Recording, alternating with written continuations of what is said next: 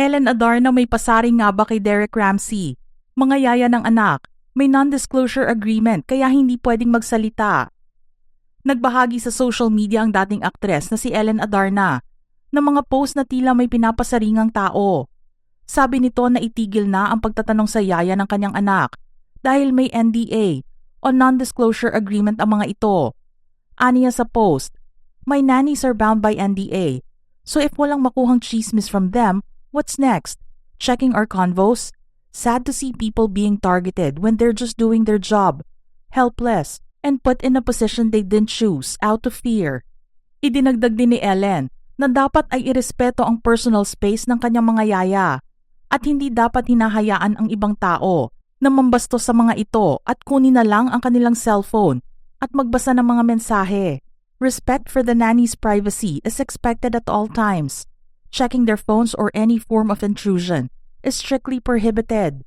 Hindi nga rin makapaniwala si Ellen sa nagawang ito ng taong mahilig makialam sa usapan nila ng mga yaya ng bata at basahin ang convo nila sa cellphone.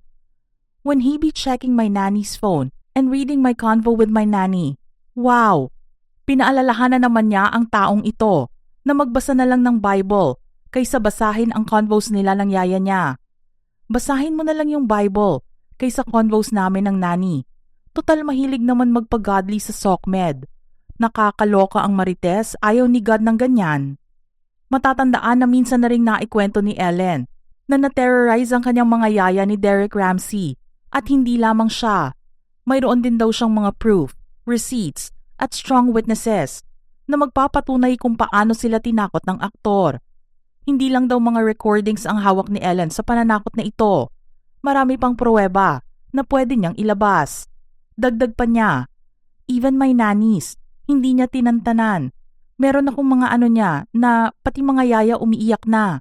Kakausapin daw muna niya ang kanyang mga abogado bago siya magpatuloy sa pagkukwento." Pero hindi lang yon ang unang beses na nang-terrorize di umano si Derek. Nalaman mula sa ex niya na naging sanhi ng hiwalayan nila Ellen na nagamit ang kanyang emosyon laban sa kahinaan niya. Hindi pa raw niya kasi alam kung ano ang nagagawa ng manipulation sa pagkatao niya. Aniya, "I'm not putting all the blame on him. I enabled the behavior each time I chose to stay or when I caved. He saw my weakness and used it to his advantage. No one deserved that, man or woman. And I'm so glad you've broken the silence and hopefully that very toxic cycle." Pinasalamatan niya rin si Ellen dahil siya ang naging boses niya. Mga ka-showbiz peeps, anong reaksyon niyo dito? Type your comments below.